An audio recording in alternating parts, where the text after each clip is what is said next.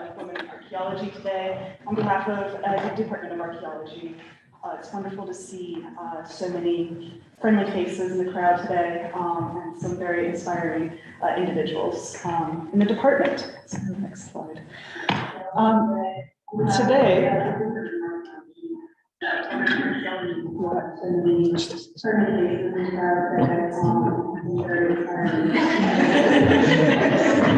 this is a new one. It might be because we have two microphones. That's terrifying. Okay. Always see one results down. Oh, okay. It's because we have the YouTube set. This is like, we're doing like a joint stream on Zoom and YouTube. This is like way beyond my technical capability. Okay. So now that we've heard you speak about delay by 1 minute, I'm sorry about the technical difficulties, everyone. But yes, welcome. Our aims for the day, we're just going to introduce the Athena Swan Committee, which is a committee that takes place throughout the university, but we have one in the department. So Kathy will give a brief introduction on the Athena Swan Committee. We'll also have a discussion on the leaky pipeline data that we've analyzed over the last few years and our progress since 2018. And then we've got a wonderful panel ready of some incredible women in the department to discuss their own experiences as women in archaeology and to discuss kind of what we hope will come in the future for all of us. We'll open it for questions and discussions from all of you, and then we'll have a nice luncheon over in the common room in the department, which will also serve as a nice networking event for all of us. All right.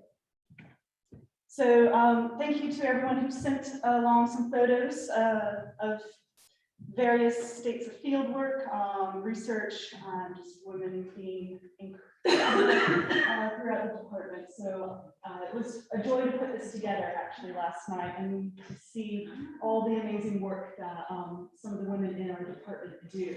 This is just a very small sampling, but it was wonderful to see everyone doing what they love. Yes. So today I just want to kind of go over that, we're very excited to celebrate women and the work that we do in archaeology, but we also, we must be realistic about some of the challenges we face as women in archaeology and what we can do as a department, as a group, as a community to address these challenges and to continue moving forward in the future.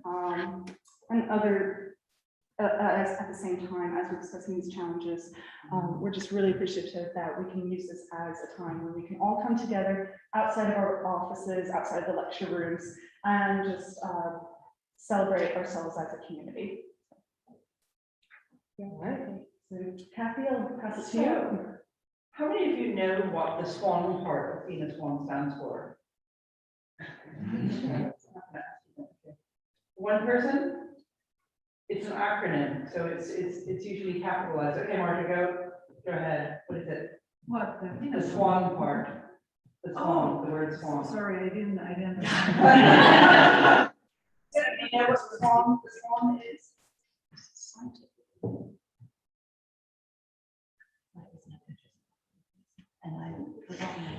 Yeah, Scientific Women's Academic Network, which I just heard like 5 minutes ago. What is? I am the chair of the Athena Swan SAT or self-assessment team for the department, and it did suddenly occur to me, oh, I don't know what SWAN means.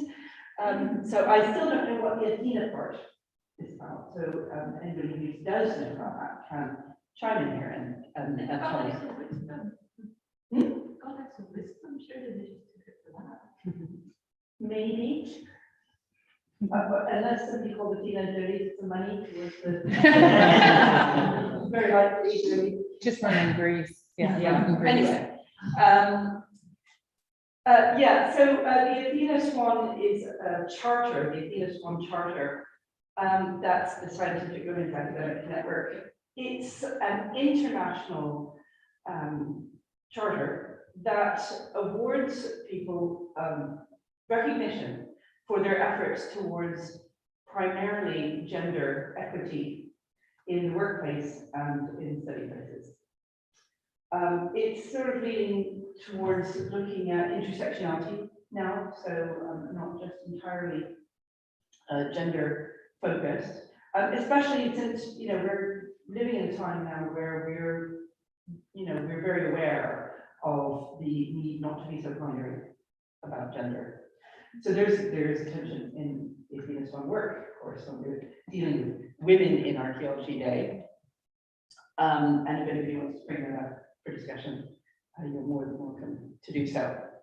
So what we do in the department is we have a team that gets together once a month that works on gathering documentation and evidence towards our application form for an Athena's Fund Award. We were awarded, thanks to the efforts of Becky Gowland in 2017 or 18, depending on where you find the information, the Bronze Athena's Fund Award, and we're now working towards our Silver Award. And I'm taking over from Andrew Millard, who did many years' work on the Athena's Fund self-assessment team, chairing that. We have done 2 surveys that you will know about, the staff survey and student culture surveys. So thank you very much for everybody who contributed toward those. We are now working on the analysis of those surveys. And we're gathering together all kinds of information about the stats of the department and the functioning of the department, and writing a gigantic description, basically, of all of that, to be submitted in September, the end of September. So as I say, the principles you can see there up on the screen. It's about primarily gender equity, or that's where it started, and part of that was looking at problems with the progression of women through our career. So not just in our department, but really in our discipline. We're limited in our scope, we can only look at the department. So Corey has been undertaking research on what's called the meeting pipeline, and she will be presenting that information to you in just a minute. Yeah, so sorry, I don't know how to get that without turning the next slide. You can drag it down to the bottom, I think, you mean the toolbar. Yeah. Oh, Just drag it genius. around, I'll yeah. drag around these women Yeah, getting hit it's- with random stuff. It should disappear automatically. Okay, we'll see. So for those of you that don't has anyone heard of the leaky pipeline before? I know some people will, but maybe some people are unfamiliar. So for those of you that are unfamiliar, it's a metaphor for the diminishing number of women, Black, Indigenous, and people of color in STEM fields, including archaeology, at every stage of their academic careers. So in some disciplines, we see it more than others. So sometimes you have a huge rise in undergraduate female numbers and a drop off in the postgraduate disciplines, and then an even bigger drop off in the professional world. So basically, one of the things that we do is we try to look at the metrics for this. We try to analyze it and try to figure out why is this happening? Why is this drop off happening? But one of the things that the leaky pipeline does is it implies a deficit-minded view of students' abilities to persist in these disciplines. So because the representation isn't there, some people have these preconceived notions that, you know, maybe they're not interested in STEM fields, like maybe women aren't interested in science, or maybe they, you know, you have to have this type of brain to do this type of discipline and this type of brain to do another type of discipline, or they have other interests. So I know, coming from the United States, one of the things that was told to me, for example, as a student is, well, if you want to have children, you can't go into academia. You can't go into archaeology because it's not practical. You can't do field work with children. Only, you know, it's like, well, the men do.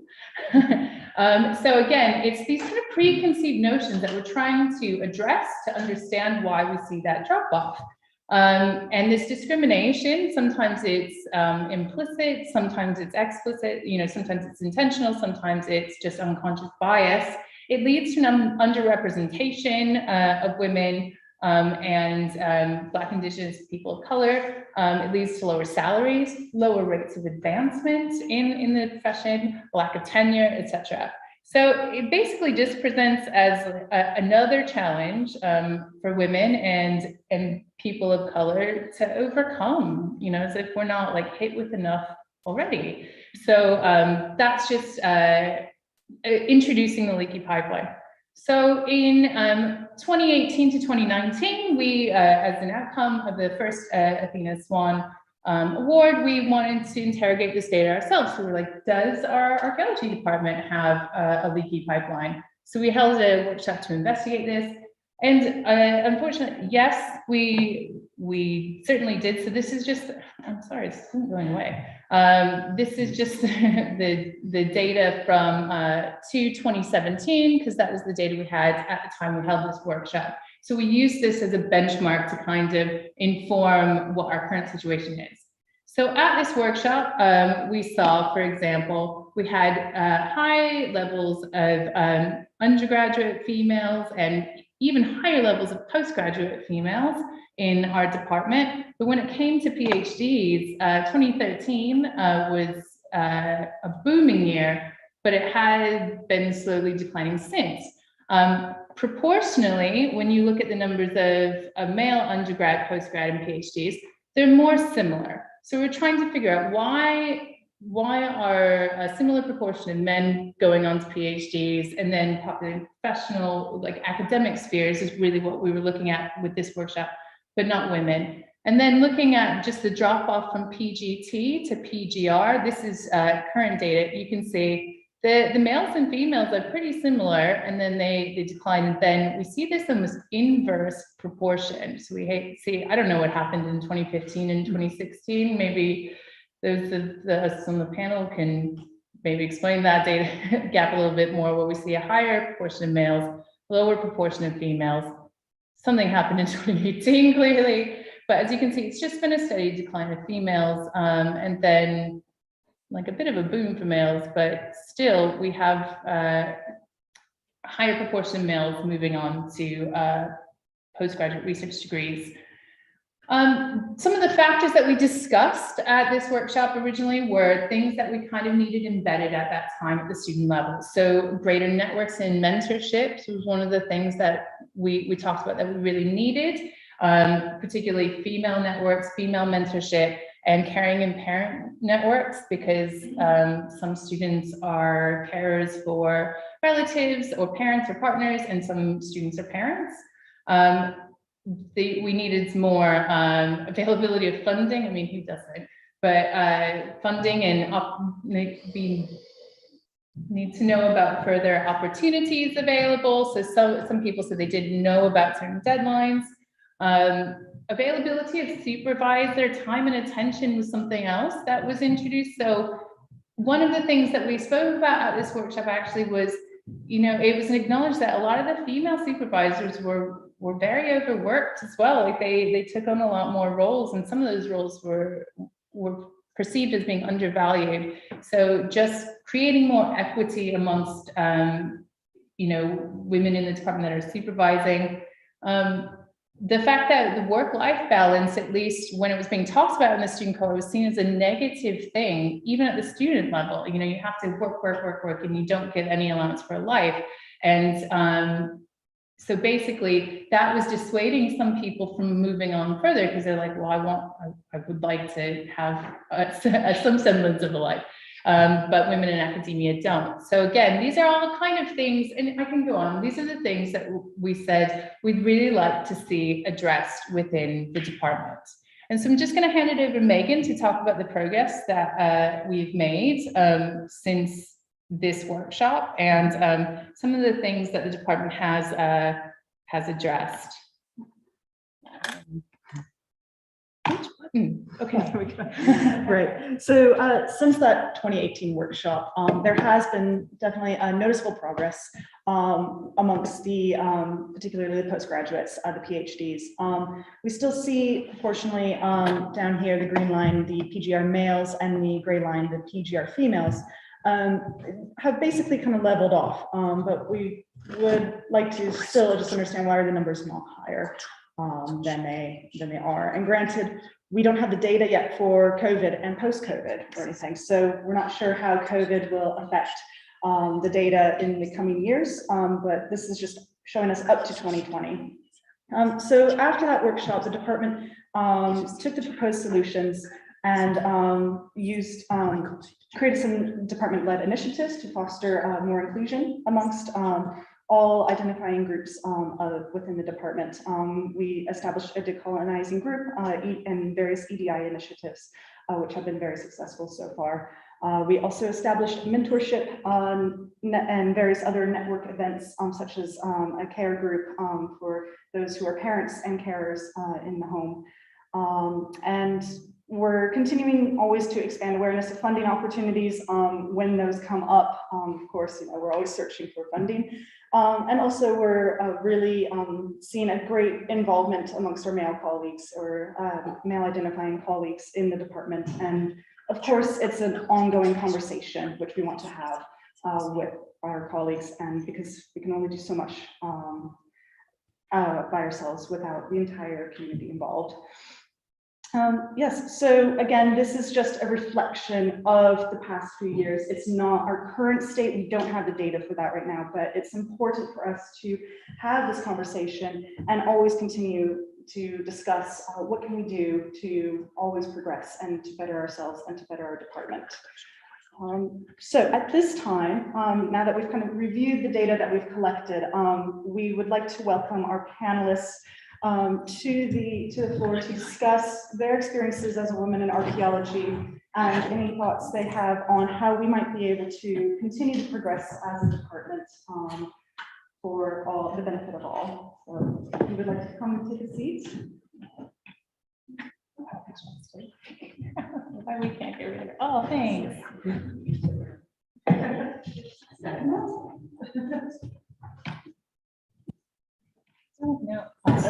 Yeah. Kathy, if you would like to. Yes, before we forget, we have now opened our strategy pipeline survey, which is designed to go out, not just to women, actually, especially women who are already in our CPR programs, but to our undergraduates, our finalists, and our MA students.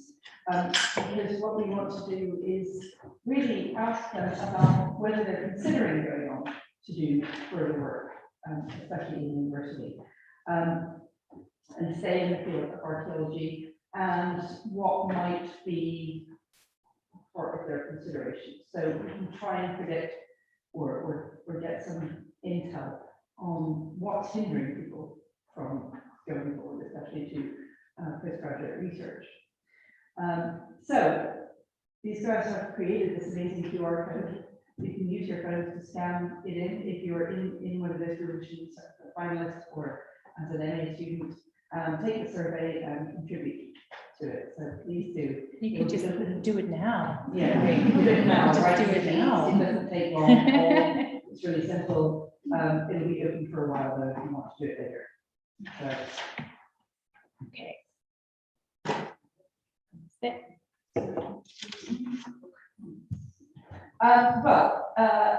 Our panelists are sort of, one of the things that you will be doing is to some extent introducing yourselves, but we have here a range of people from our department, from assistant professors through to associate professors through to professors, indeed, kind of department, and our newly minted postdoc. And yes, now also in Derbyshire, handling a brand new lectureship as well as her duties here that she's still fulfilling. Yeah. Speaking of women doing too much. Corey, yeah. So I'm going to let the panel introduce themselves one by one, starting from Sarah and then Great, thanks, Kathy. It's a real pleasure to be here. So many of you know me, I'm Sarah Semple, I'm head of department in archaeology, and I think there was a time for me, career terms and professionally, where I would never have thought that was possible. So that gives you a kind of sense, perhaps, of the kind of trajectory and development of how women have entered into archaeology as a discipline and the kind of gains that have been made.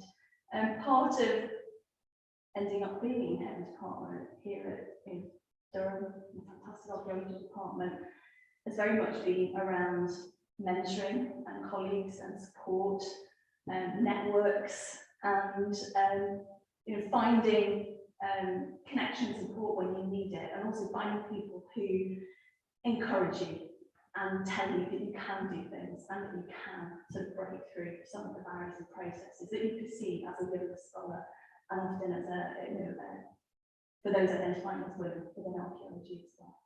So my trajectory, just to give you a sense of where I've come from, I started at UCL, the Institute of Archaeology. I then went into commercial archaeology in the 1990s, and there was a recession. And during my time in the Oxford Archaeology Unit, there were only 2 women out of 80 field archaeologists working at that time. And that was a really challenging environment to be in and to stick in and stick with for those couple of years. I then applied for and went and did a master's at Oxford University at Queen's College. I stayed there and had a really fantastic mentor, my PhD supervisor, the person I was working with for my master's, who really supported me. And I really, you know, would give John Blair a huge amount of credit. He's supported quite a number of female students who are now academics in the discipline. But then, you know, I chose to start a family. I became a mother during my PhD, in the second year of my PhD.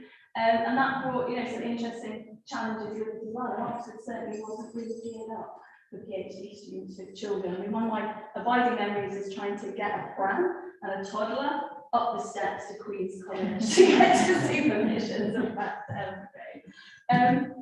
But, you know, again, people were incredibly supportive. The next stage of my career was made possible by some really positive action by Oxford University. They launched in the early 2000s a particular funded initiative for women and those with disabilities to support them in postdoctoral positions at Oxford University, to create a pipeline of people who might perhaps apply for and become part of the academy or the faculty at Oxford University. And I was incredibly fortunate to just be there at that time, to have that opportunity to apply for one of 10 early career fellowships that were dedicated for those identifying as women and for those who face disability and challenges.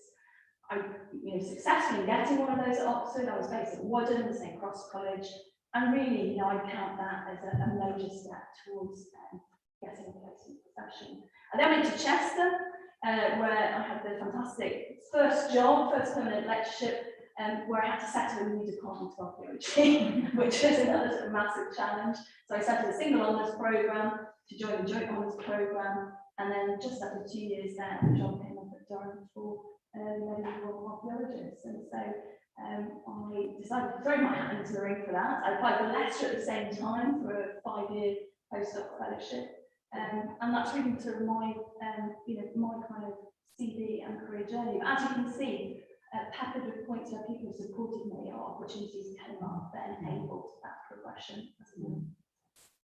I wonder, Martha, if you want to pick up there and actually combine, you know, how you kind of got to where you are, perhaps with picking up what the support was, you know, involved in that. Yeah, from peers and networks. Yeah, that was really, really important. Also because I come from a background in which you know, women are not actively supported, so you may end up with a lot of self-doubt, and yeah, also not believing in yourself, and also being very, very hard on yourself. So yeah, there were on many occasions these issues, whether, you know, I would be able to really finish my PhD or not, or really get a, you know, a job, or even a permanent job ever in my life, you know. So I've been throughout, you know, the last, yeah, 20 years, yeah, many occasions, thinking that I would never be able to get a permanent job. So I think that, yeah, I really need to acknowledge the support of female colleagues in the departments in which I have worked. That's really, really important. So if you have the chance to, you know, to have access to a mentor, or if you know people that are really supportive, really, you know, stick to them. And yeah, So really important. And also, for example, throughout your journey, in my case, when I was a postdoc, I was very, very lucky to have the chance to work as a as a research associate with Andy Jones, who was really, really wonderful. So I learned a lot from him, and he was really supportive. So it's not only female colleagues, but also male colleagues, or however they identify themselves, but yeah, colleagues in general. So yeah, and there were also people in Spain, I guess, that were supportive at different points from this journey, but perhaps they were not in power positions. So I think that's something that we need not to forget, that once you are in a position to help others, don't forget about them. So it is in a way of responsibility to help others. And the issue, for example, what I experienced in Spain is that, for example, when I was finishing my PhD, because I was also working in commercial archaeology for several years. So I had funding for my PhD, but not for the whole of the PhD. For the rest of the years, I was working as a professional archaeologist full time, so it was really difficult. So when I finished my PhD, I applied for a postdoc grant, of course. And at the end, I got one from the Spanish government, which was great. It was like a luxury. But before that, I had at least two instances interviews for funding agencies. And in one of those, the panel members were all male colleagues, which is nothing bad with that. But the problem is that I've got the impression, and I think that the numbers demonstrate that we all have gender bias, and even the colleagues that think that they are not, biased, they may be biased against female colleagues. So yeah, for me it was a very decent experience. So yeah, so after that, yeah, just doing my years in temporary contracts as a lecturer. So I was very lucky to be working at Southampton, Cardiff, Bristol, and then Durham. So I pretty much, yeah, went through the south. I'm a Northwest. And, it was very hard because I was also commuting a lot. My partner was in Southampton, so I had to travel a lot. But it was a great experience because I learned a lot from, how things are organized in different departments. And I got to know great colleagues who were very supportive. So I think that for me, the journey has been, gaining a lot of, good learning experiences from other colleagues and support, really important. And also gaining confidence in my abilities, which sounds very, very basic, but yeah, it's, sometimes that's what happens. Yeah. So next we have Karen Miller, who is the Associate Professor of Geoarchaeology. Thank you. So it's a great pleasure to be here for this panel today. So yeah, my name is Karen Miller. I am Associate Professor of Geoarchaeology here. I'm originally from Canada, so my journey here has been a long one. And I can just sketch out how I came to be here in this current position. But I started with my undergraduate degree in Toronto, and there was very fortunate to land a summer job with Parks Canada and to gain field experience there, in which I was mentored by a woman who was very proactive about encouraging the women who worked with her that archaeology was a career that women could have. And so I would say she was very inspiring. Her name was Caroline Phillips, and I worked with her for 3 summers, and she still touches base with me now and then to keep tabs of what I'm doing. And I would say that people who encourage you along the way have been really crucial, that sort of mentorship. I decided to go to Cambridge, across the ocean. Went to Cambridge for my master's and stayed there for my PhD.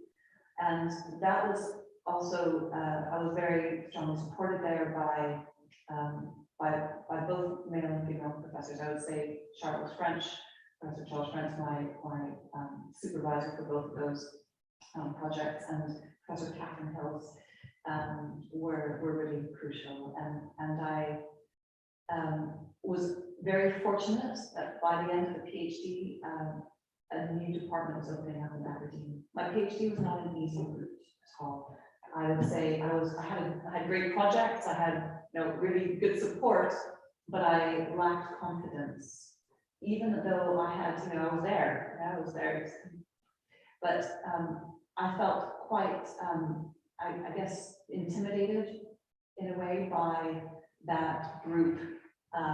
Cambridge is you're there, I was there with very ambitious, very confident people from all over the world, and it was quite easy to feel suddenly very average or even below average, which was something that I had to fight against constantly through my PhD, and ultimately I think I felt, there are times when I felt like, why am I doing this? I almost felt on the brink of quitting. I felt so demoralized by some of the experiences I was having there, which was not related to supervision at all, but was more my own perception of my own abilities and the speed at which I was able to progress there. But at Aberdeen, they were, the sun, the moon, and the stars have to align to get your first academic job. There's no question about it. Timing was right. I was in the right field because they were focusing on the archaeology of the north, and my specialism was not just geoarchaeology, but Viking Age archaeology in Scandinavia and the North Atlantic region. So they were looking for a northern specialist. And the department was being set up by Professor Neil Price, who, although British, had been living in Sweden for 15 years and had Scandinavian consciousness about female gender balance. And he was absolutely determined to have a female member of the department on that initial team, which probably helped me actually in that case. And as that department grew, we maintained that gender balance for sure. And I was there for 10 years when a position opened up here for a mid-career position, associate professor in geoarchaeology, which was just again the right time to come here and to compete for that. So I feel like there's a lot of luck involved as well along the way, and people who you meet who encourage you, and that mentorship, I would say again, is really crucial. I was very lucky to be given Sarah Semple as my mentor when I first arrived, and the support and encouragement I received, the advice I received, and the opportunities that have come my way, because I always have felt and still do that my career journey really matters to her. She wanted to see me succeed, and I felt like she opened up opportunities to me that have allowed me to do that and to shine in certain ways. But we'll see if it works. We'll see if I get promoted. So that's I guess the journey here. I have lots of things to say about PhDs and progress, but I think it's good to hear from my mentee. So Chia, I am pronouncing it correctly. Chia. Chia. Chia. Chia. I like the project rules of pronunciation. Okay. Now, okay, one of the things that we're trying to work on is making it possible for people to somehow visually signal the pronunciation of their names so that we don't just ruin their names all the time. So thank you very much for correcting me. So Chia, do you want to talk about your journey here? Hello, my name is Chia Gao, and I think I'm on the newest addition to the department. I joined the department last August, September, and it was quite a special experience because this place is where I started. So my journey is kind of quite bizarre and different. I always wanted to do archaeology since I was a kid, but growing up in China, archaeology in people's mind is something like men are going to do it. It's very much a very, how to say, closed up, a very small area. It's very difficult for anyone who's not from that background to be able to do that. But that's what that was what it was like when I was growing up. There were only a few universities in China over the Department of Archaeology at the time, like 3, 4, so I didn't do archaeology for undergraduate, and which was a shame, but my mom basically said, no, you cannot do that. So I didn't do that, but I managed to convince her when I graduated that I want to still pursue my dream, which is archaeology. But how naive was I? Was like, I didn't really understand what it was like to be an archaeologist. It just was like a, how to say, childhood dream that I had to fulfill. So I applied for Durham to do a master's degree. And I applied for Durham and UCL, I think. And UCL asked me to do like a pre-year because I didn't have any background. I was like, no, I can't afford it. And also, so I came here. And that was so new to me, and I was so intimidated. I was so frightened at the beginning because I was the only Asian face at the whole department apart from Yan, who was doing PhD at the time. I don't know whether they're still working here. And there was another Chinese girl who's doing the name in the museum study, and that's it. Everybody else is from and like everybody else is from the agricultural background, and I feel how this is so helpless and like out of place at the beginning. But then I was substantially helped by my supervisor at the time, who was also a foreigner, and she was like, yeah, I understand what this was like to kind of foreigner to work in a British university at the time, and she helped me not only academic but also how to say from other aspects. For example, like I was going to Lake District water, and she said you should put this like the waterproof panel. And later I followed her to do my PhD in Spain, partially because there was no funding for non-European like candidates to do a PhD in the UK at the time. Now we have an opportunity, but back then it was zero funding, and I couldn't afford it.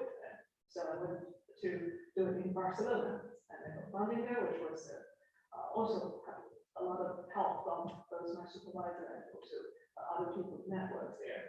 I didn't speak a word of Spanish, and I have this naive thinking that people in Europe all speak English. No, it's not the case. I probably went to buy the same card at the shop, but I feel like if I speak Chinese or English, the same, I don't understand what. So that was quite difficult. And also the other thing that occurred to me that changed my sort of a career path when I was in Spain for the past years, like I went to do proper field work in Spain for the first time. Like I go to a field work, and it was 57 degrees in southern Spain in July. In this valley, the whole valley was yellow because all those trees and all those grass were like sort of just died when we're trying. The flowers were blooming, but it's dried out. It was so hot, and that was when it occurred to me. Maybe field archaeology wasn't for me. I had this dream that I would be an archaeologist in my life, but then it became like maybe my physicality was not great enough for that.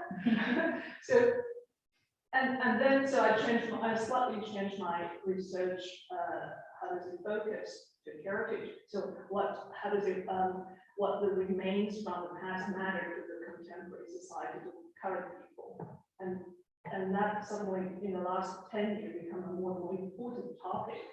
And I was very lucky that I switched my career, partially because I couldn't handle the archaeology, but and also that becomes a sort of a booming area and one more important area, and that has helped me later to how does it have my positions later, because there are other opportunities focus on this kind of new area, and there's, I guess, less competitive comparatively.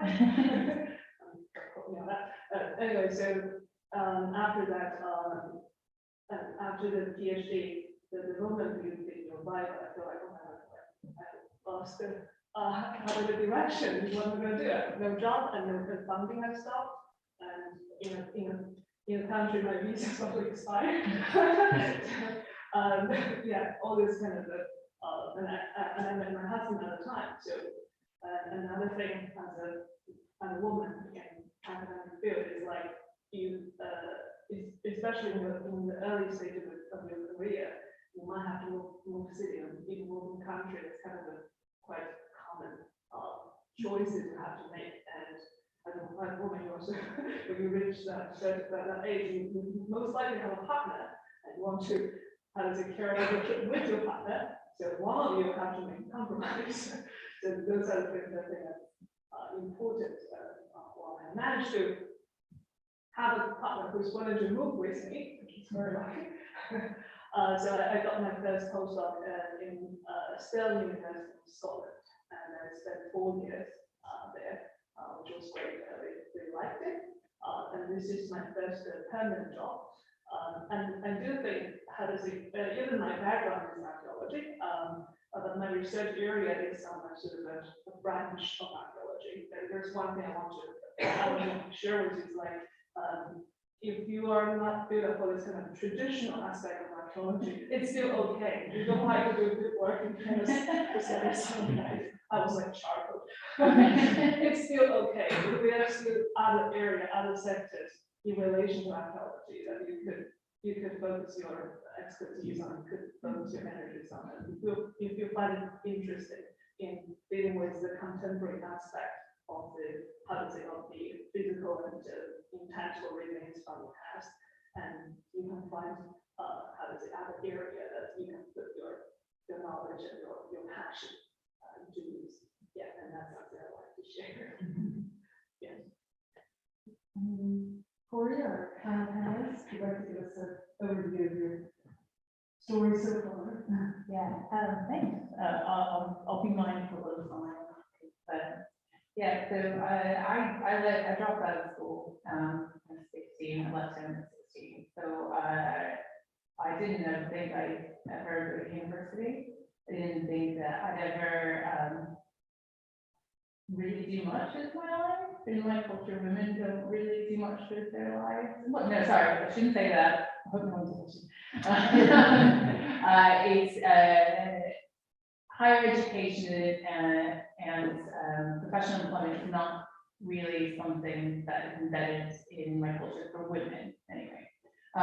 So I did something else. I actually worked in the music industry for almost 10 years, and I was really good at it in music business. But then I just ended up, I was in Los Angeles one day, and I was like, I hate this. So I was like, that's it, I'm leaving it all behind, and I'm going to go to community college and get my GED, and which is in America, which is a good enough diploma. It's like your secondary school certificate. So I started taking community college classes to try to find something new. And I was like, oh, I'll do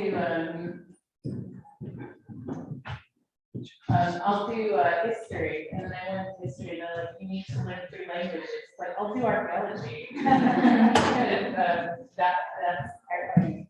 And the archaeology in the States is under the umbrella of anthropology. I loved it, absolutely loved it. And I found myself like really falling in love with bioarchaeology and osteology, paleontology, and forensic anthropology. So the state was mostly what they do for various reasons. So I got through community college. I got accepted to university.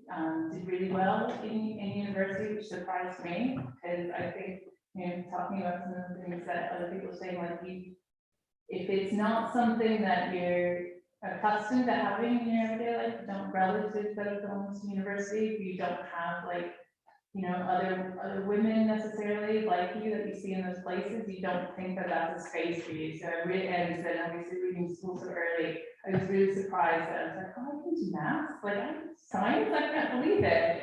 All these things I never thought I'd be able to do.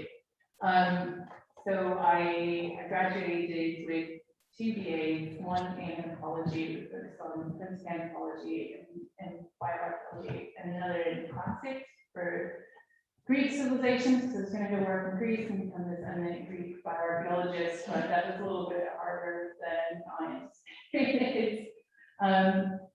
And I ended up doing masters and then becoming a lecturer in the US, because you don't need a PhD to be a lecturer in the United States, but my contract was year to year. So I said, what can I do for a permanent contract? And I said, get a PhD. And I was like, oh, okay. And they're like, but you can't have children. Oh, okay. So I'm going to go to England because they seem like way more open to actually people having lives and not sacrificing things for their careers. So I came out here to work with Charlotte Roberts and Becky Gowland, and at the end of St. Caleb's half year. I loved it. I loved every minute of it. I made the decision to take on a PhD with Charlotte and Becky and Janet Montgomery, and it was not without its challenges. I took a while to do my PhD. So one of the things that I think sometimes creeps in with self-doubt is like, well, I'm not as good as other people, can take longer. So I did mine part-time because, like I said, I think we gloss over some of the challenges that we face sometimes as students. Like in the first year of my PhD, I lost my mom, and then in the second year, I got a divorce, and in the third year, I got cancer, and in the fourth year, everything was all right. So, but then I had a child and he's disabled, so it's just like one thing after another. But the thing that got me through was the incredible support from the department. The support from people like people, support even from talking to Karen and being like, you can do this. You know, you get support from my supervisors, support from the like absolutely fabulous people in this department, men and women, and other students and colleagues. And then, so I graduated eventually during COVID.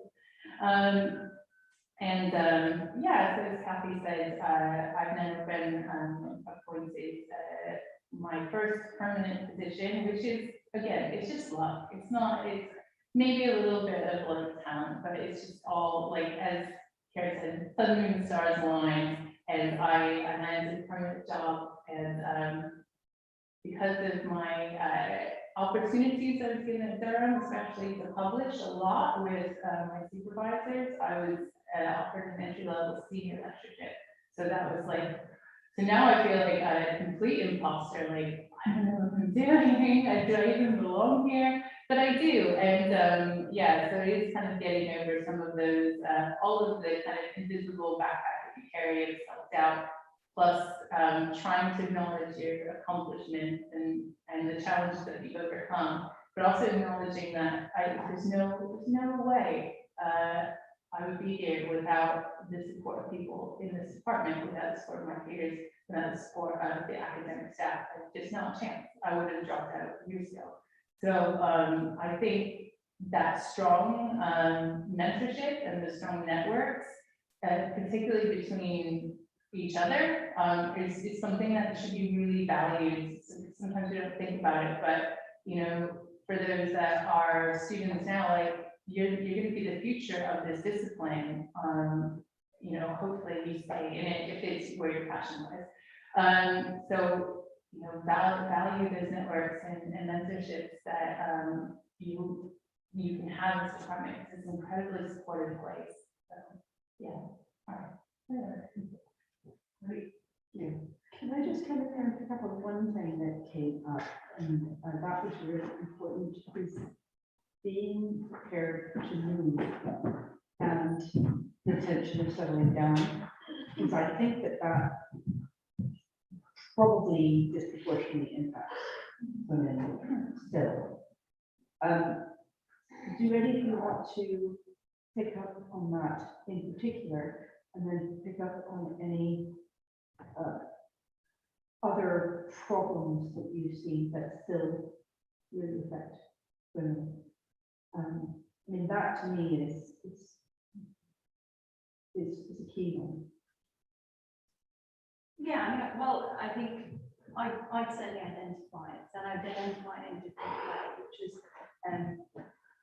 having a child, doing a PhD, and the responsibilities that come with having a family, and for schools and childcare, and then actually having to follow jobs, right? So you know, you don't have the luxury potentially of staying put and, giving them a very sort of firm base. I had to apply for jobs in different places, and we had to move, and we moved a lot. I think my count was, I've moved 19 times since leaving home, and much of that was to do with moving for PhD, moving for postdoc, moving for jobs, moving houses, just for catchment areas, etc. But it's probably an unrecognised impact actually that you have to be willing to uproot and take forward if you can. And in some cases, that's difficult when it involves another partner's career and job as well. That puts pressure on them. Yeah. And they don't often follow. Yeah. So that was my experience. I've left them behind. Because I was moving to a job and they just didn't want to go. When I moved to Cambridge, when I moved to Aberdeen, luckily I now met somebody who was willing to follow. He's not an academic, but he's a commercial archaeologist, and there are actually more opportunities here than there were in Northeast Scotland for him. So it worked out really, really well. But it definitely does impact us, and for some reason also the field work. I couldn't understand it at the time, but some of my partners in the past were uncomfortable with the idea of me going away on field work. Well, businessmen will go on business trips all the time. What's the difference with me going and doing a month or 2 months of field work in the summertime? But there was still a kind of an idea that wasn't something that they were willing to cope with. So there was definitely, that was something I faced along the way, but it didn't impact my career in the end. But it could have done. It could have done. I almost didn't go to Cambridge. Yeah, it was hard to go and to leave somebody behind. But I pictured setting my life up. So there's definitely, this does play in. One thing I would say, though, is that field work can be family friendly. And it's one of the things that I learned from working in that Scandinavian environment, because I have worked primarily in Iceland.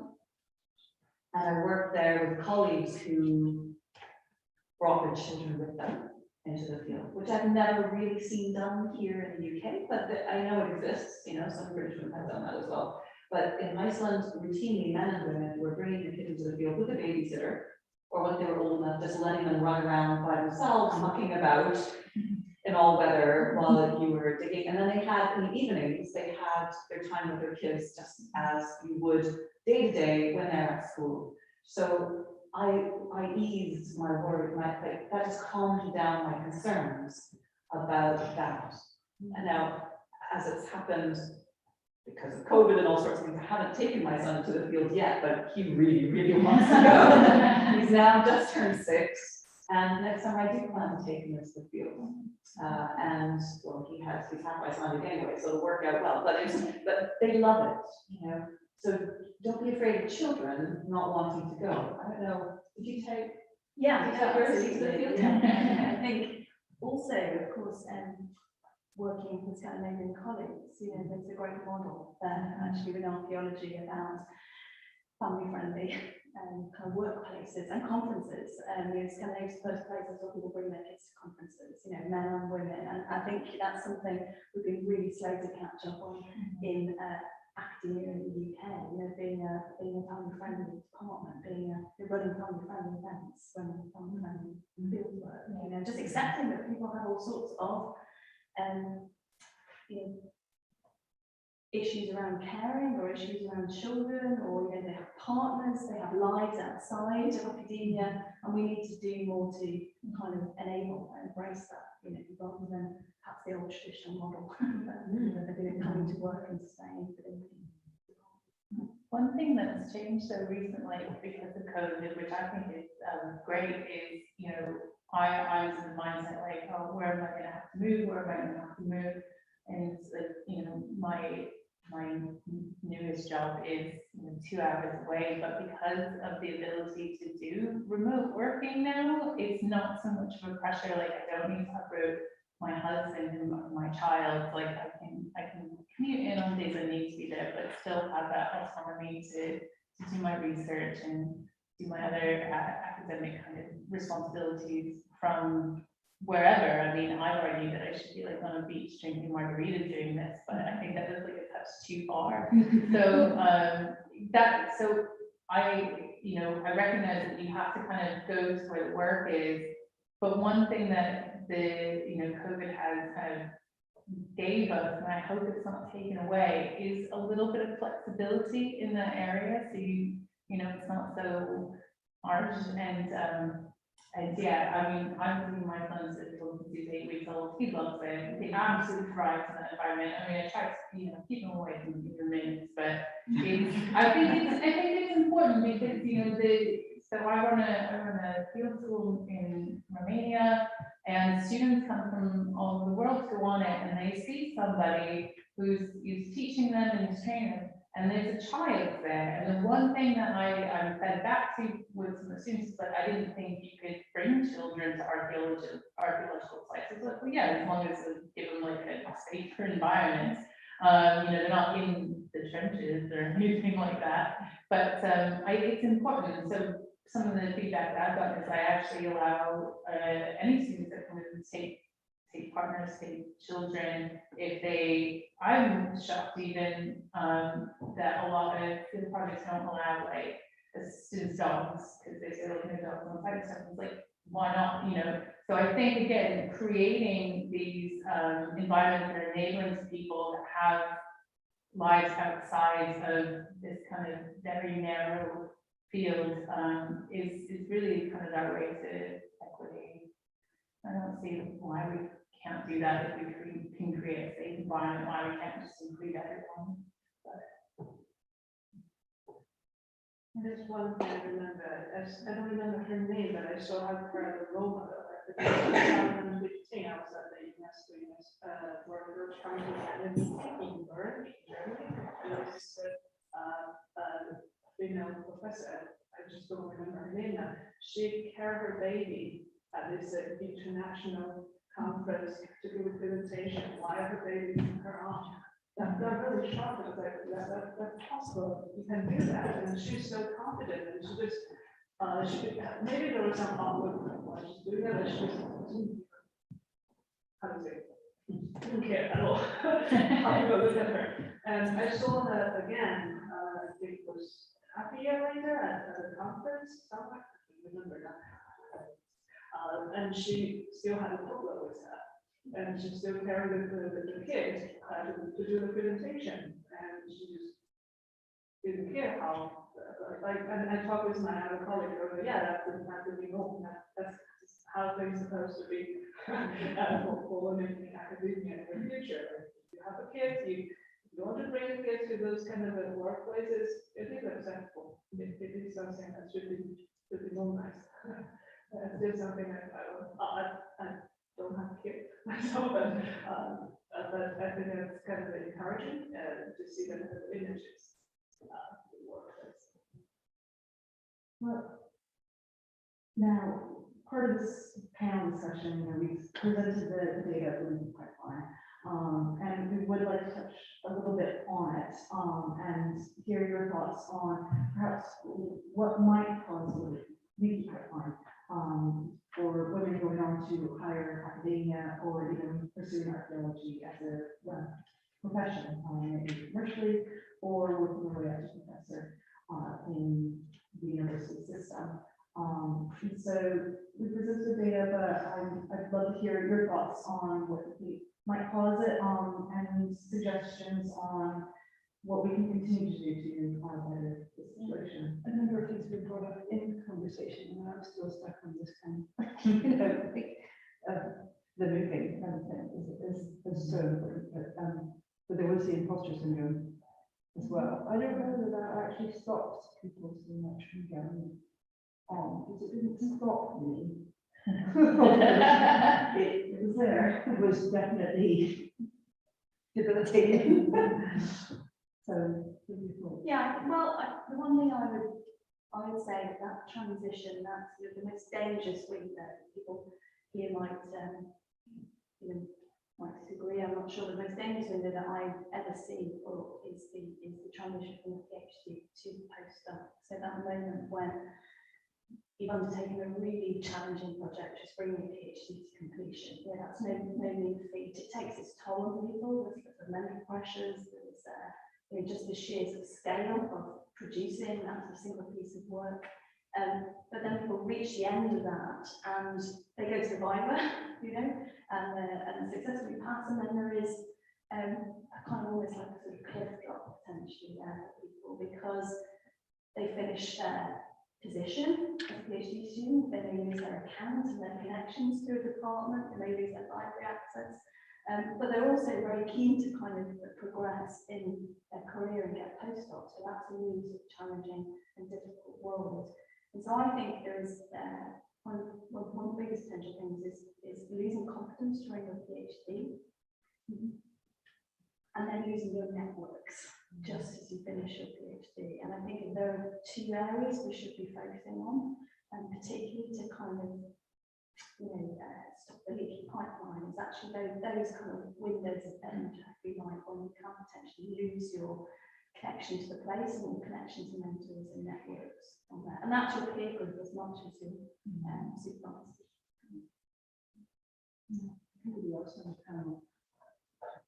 Yeah, I also find that, precisely is that transition, which is really, a lot of people is, that's left behind, and it's precisely the phase in which normally the young researcher needs more support too. So, and that's when their funding normally ends until they get a postdoc. So, I think that, more support with funding from professional organizations too would be desirable, like travel grants and things like that. And I guess perhaps from the universities, maybe we could support researchers more as honorary researchers or something like that, so that we could still have their email access and access to libraries. But I think that exists already, but something.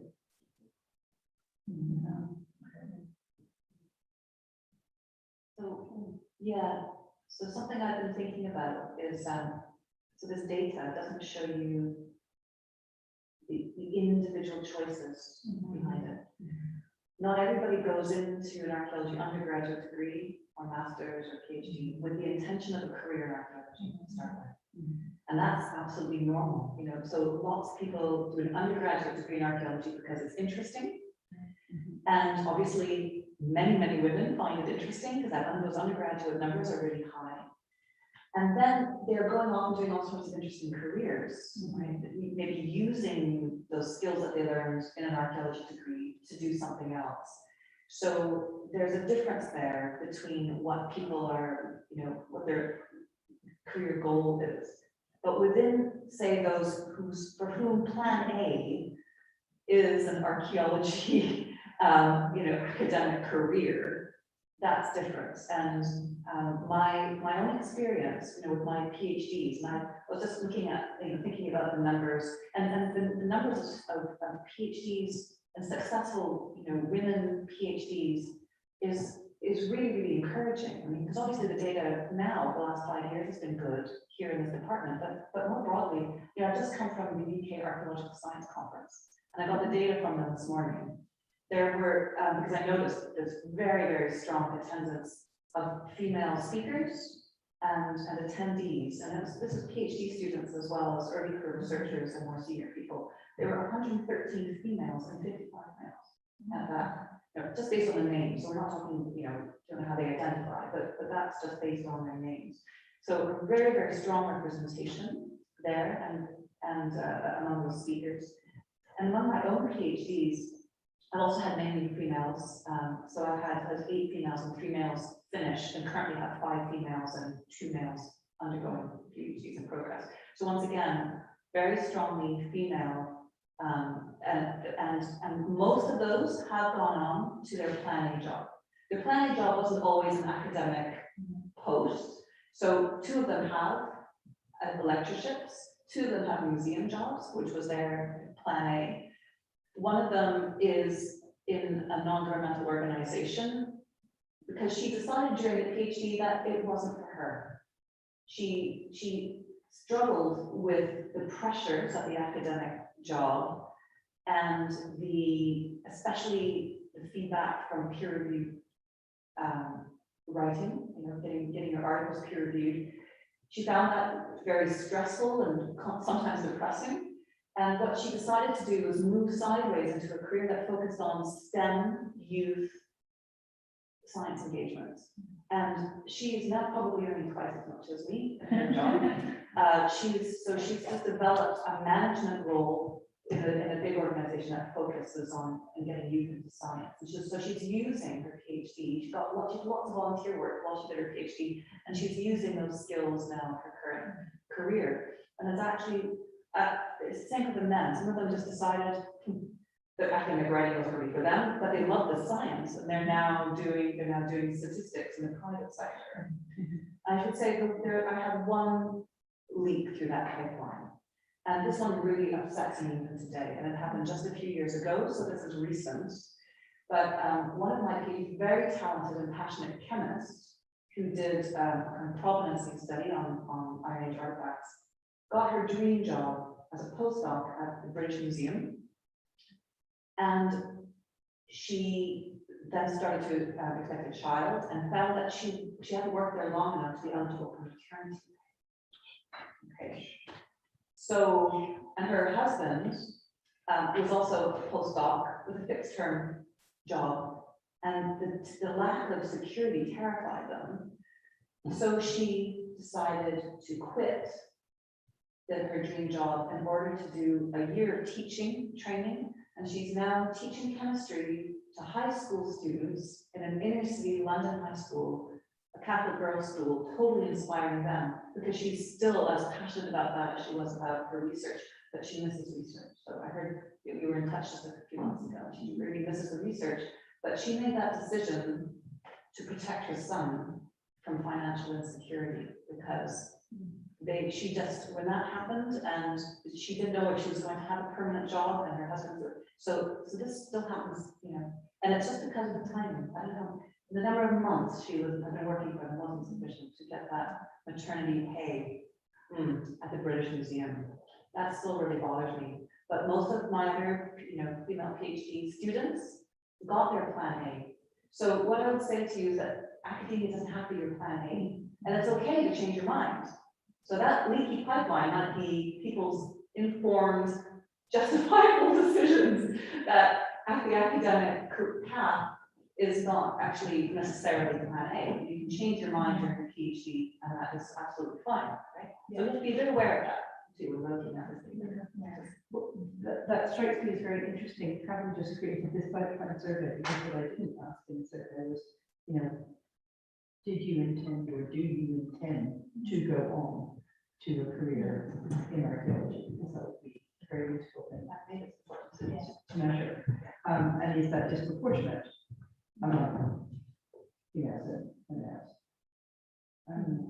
Because it still strikes me that, if it's not, then what you get at the end of a PhD is a bottleneck. Yeah. And that, some people are getting through more than others because of, perhaps some of these other reasons. But that's a really useful thing to measure. So that will go into future iterations. One thing that's worth mentioning that actually Marta's touched on is the difference now in the number of postdocs people potentially kind of locked into, because a permanent job is a much more scarce thing to find. So it's much more common now for people to move from a 2-year postdoc onto another postdoc onto another project, and that requires energy and tenacity. And in my experience, that's people find that hard to sustain, and particularly that economic worry around it. And I'm not sure I have any ideas about how to solve that, but I think we need to recognise it, that it's even more challenging than the area in which I had one postdoc and then there was jobs that I could apply for, actually. I was going to say, one thing I did find helpful is I sat in on the careers in archaeology workshop by the department, and Rui's part of it, and Marina is part for it, and they were sharing their experiences of how many jobs they applied for after their PhD. Because I think, I don't know, it's probably just delusional. It's like, oh, I'll probably apply for 5 and one of those will come through. And then hearing just the numbers, I think it was like upwards to 20 applications, 30 applications. It's like, oh, I am an idiot. I need to really, really keep going. But that was it. It was like, it was a message of perseverance. And that financial insecurity, that is terrifying, particularly when you come into technologies, you don't have, you know, like money, or you know, your parents can support you, or your partner can support you, or, you know, or you have children. Like, all of these things are really huge pressures. So I think that is maybe some of the reasons we see a drop off, but also, you know, building on what Karen said, you know, a PhD is not for everyone, and some people, you go on really successful careers. So this department has really high numbers of female undergrads and female PhDs, and that might be all that they need for success. And again, those proportions are changing, so that benchmark data is more a reflection of where we were, but I do think it's headed in the right direction. I mean, even looking at the staff makeup of this department, when I started, there was 1 female professor. So that's increased substantially since then. So it's really, I think it is doing the right way, but there are realistic challenges that we have to be aware of. There's two big drop offs because of it's scary. So you just brought up something which is really important and which we're doing now, which is that space to actually hear people's stories and to share and to you know, it makes a huge difference to know that your colleagues have put in 60 jobs. Yeah. And so it's okay, you know. And I didn't feel as bad when I got rejected, because then it was like, well, that's 5 down, I got 15 to 20 more to go. I can do this. And eventually you are like the last person standing, so you are the one that's good for the And job. so it says networking events and events like this, which are really important. And people have mentioned mentoring quite a lot. Yeah. I think so these wider group events are really important for, you know, for boosting people's confidence to keep going on, and to let people share. It's a bit like group therapy, isn't it? Sorry, I on that note, since we're all here together as a community, I'm conscious we're short of time before we have a wonderful lunch for everyone to network together and spend time together. But I do want to open up the room to questions from any of you who are attending that you might have for the panel. Indeed, I was about to say that we've had some stories. Yeah. This is just a selection of people from the department, but there's everybody has their stories, so it's we don't have time to listen to them all now, but we do have time for people to make comments. I just wonder what the drop-off rate is when people start PhDs. Is there a drop-off rate, male, female? Is it significant?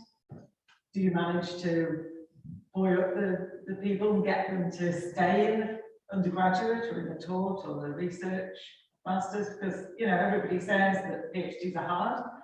MAs can be, my research MA was flipping out. And I had like a 5-year-old at the time, and it was like a nightmare.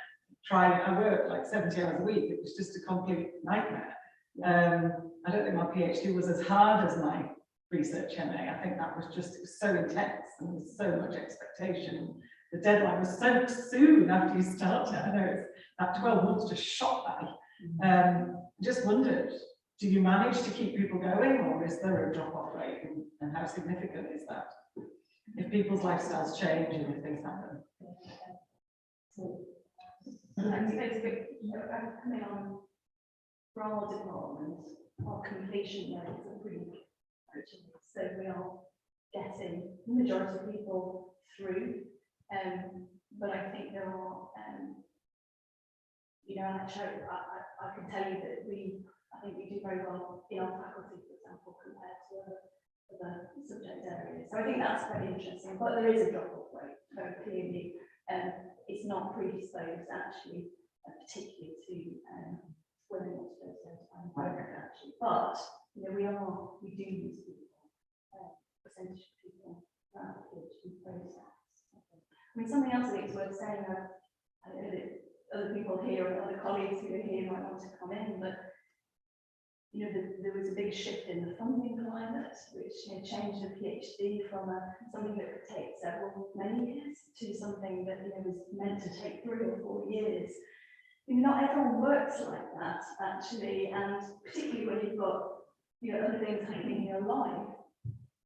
Perhaps we need to recognise that some people it's 8 or 9 years to do a project like that. So it's perfectly acceptable. That's something higher education doesn't, at the moment, really accommodate, because you've got all these kind of short time frames, and whether they're funded or not. And I think that puts huge pressure on people as well, and we do need to look at this.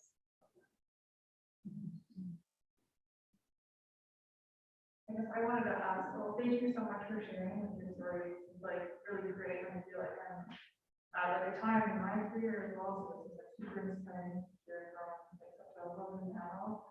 But I mean, obviously we hear a lot of positive experiences, and I wanted to know how have you managed to sort of maneuver kind of the negative experiences? But obviously we are present. Like I've had my fair share as well. And so, yeah, I'm just curious for your opinion on how you connect those situations, for example. Well, I would say as a PhD, feeling worried that I was taking longer because I was working part-time as well. And coming from the North American system where it's actually normal for a PhD to go on for 8 or 9 years, and then being in Britain, suddenly I was really being put down by senior members of staff and by sometimes by students. What's wrong with you? Why aren't you just finish it in 3 years? It was pure stubbornness in the end, and a network of friends who love you no matter what is going on, and that was just really crucial. And so we did have support, even a high pressured environment like Cambridge's Department of Archaeology, it was supportive. I would say though that the things that are most important, have been most important afterwards, have been mentoring programs, coaching, which I have in Aberdeen. I've been providing free coaching for women who were deciding to go on, who were starting parental leave. So, and that was a process which didn't offer solutions, but allowed you this headspace to think about your ideal, what you're worried about in the future, and that ideal kind of work-life balance, and how you might try to set up a plan for yourself to manage that. And here in Durham, about progress, what helps you manage the lack of confidence is the fact that there's a different system here for applying for promotion. In fact, you don't apply for yourself. So in most universities, when I came from Aberdeen, you put yourself forward for promotion. And there was definitely a difference between the females in my department and the males in the department in terms of the confidence they had to put themselves forward for promotion. I was always thinking, I'm just not going to that. I need at least one more paper. I need more time to build up. It took me forever to apply for promotion to senior lecturer. Here, everybody puts their information down on an annual basis on the same template, on the same form, so that they can easily compare. And a separate committee of staff decides whether you're working above your grade and are eligible for promotion. And then they can put you forward for that. And that means that it's not dependent on your own confidence, and in a way it helps us manage that lack of confidence, I think. So I think that's actually a good system. It's a lot of work to put that together every single year. But in a way it's more, I think it opens up opportunities for people who would sometimes step back because of lack of confidence. So I think it's a mechanism here, which could be good. It's hard still, but. I would like to add something that, for example, for me during the postdoctoral phase, when I was sometimes working as a lecturer, sometimes working for projects, it was really important, the connection that I had to, well, especially to some, colleagues that were more mentors. And I can remember once that I had a big problem with someone, with somebody who was a senior professor who was, I felt bullied in a specific situation. So I really had a very, very hard time. I didn't know what to do. And in that occasion, I sought for advice from this mentor. So I think that also for hard situations that you may encounter during your postdoc phase, in which perhaps you feel a little bit more from, you are more or less, you belong to a department, you are affiliated, but perhaps you are not so, you're not there for too long. It's really good to have, this kind of junior mentors, to which you can, seek support or advice, what to do in a specific situation in which you don't really know what to do, because also power relations, you don't really know how to respond to something. So yeah. So, As we finish up, we can definitely continue the conversations over lunch. That would be very nice. I just wanted to note that actually, when we're talking about that point, we leave your PhD and going into the workplace as well. There's one very negative thing that everybody will face, but I think, I'm not sure whether I'm right here, women feel it more keenly, and that is the competition you suddenly are in with your friends. So you come through a PhD with friends and suddenly doing the same jobs, and you can find that they're often the dynamics change completely, and that can be upsetting. It's not necessarily something which causes a little background, but it's definitely something which can be upsetting, and it's something to just be aware of and mitigate for it and try and dismantle if you can. Those of you who are entering that period of your lives, I just follow up on that. Actually, I think you can go further than that and say actually part of building a career path in archaeology is your network and your peer group from being a master's student, PhD student through. And that competition can be a very negative influence on that. And I always would really advise students that your peer group is absolutely essential.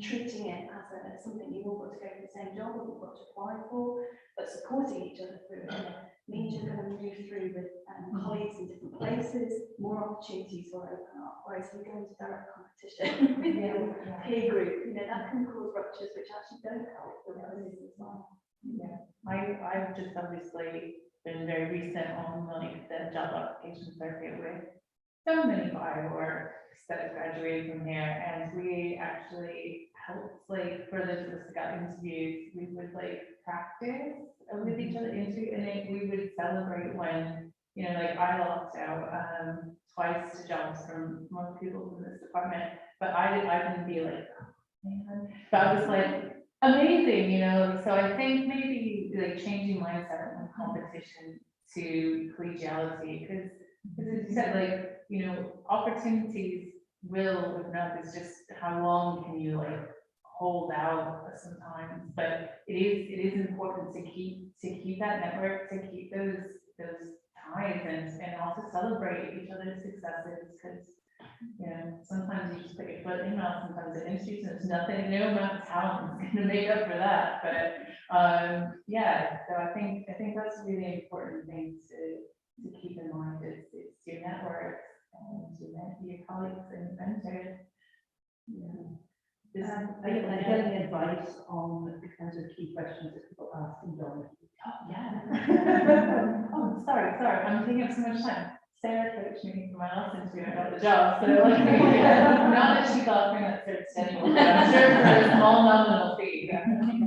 Yeah, but yeah, it's really grateful. Well, yes, so we have a lunch, a catered lunch available in the common room. So I encourage all of you to join us over there. We can continue this discussion over some food and drink, and yeah, I'm just there. But thank you so much for coming, and thank you to our panel members.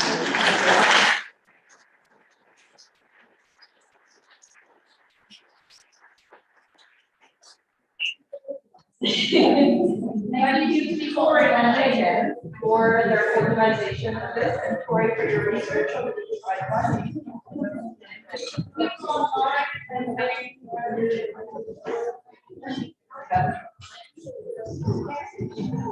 And thank you for those of you who are online.